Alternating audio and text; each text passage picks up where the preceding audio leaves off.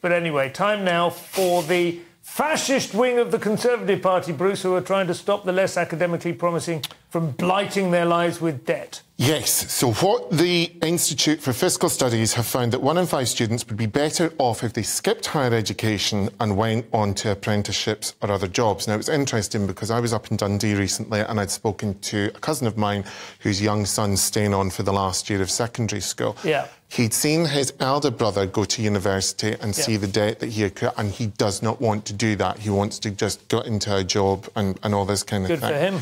So he's... but the New Conservatives, a group of 30 Tory MPs, say young people are increasingly being ripped off by poor quality university courses.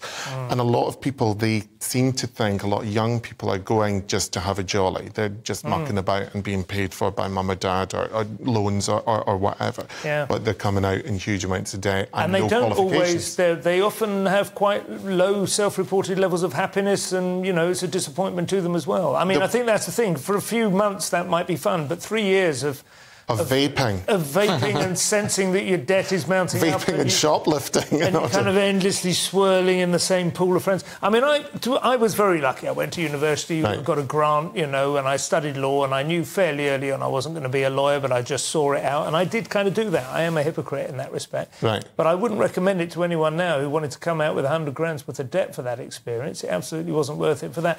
I feel quite seriously, although it sounds like a wacko idea, that it would be great to be able to offer people who know for a fact they aren't going to get a worthwhile degree, but want to have maybe 6 months of just state-funded, you know what I mean? Like somewhere they can hang out, live a couple of hundred miles away from home, get used to being independent.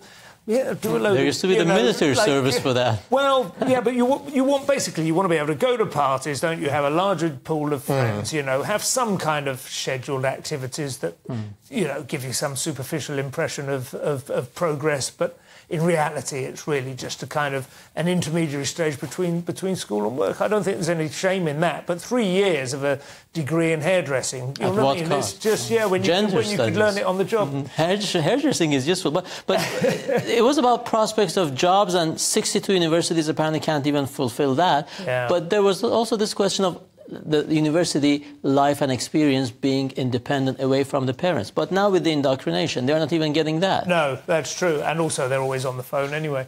So, I mean, we had 1 phone call a month if you were lucky.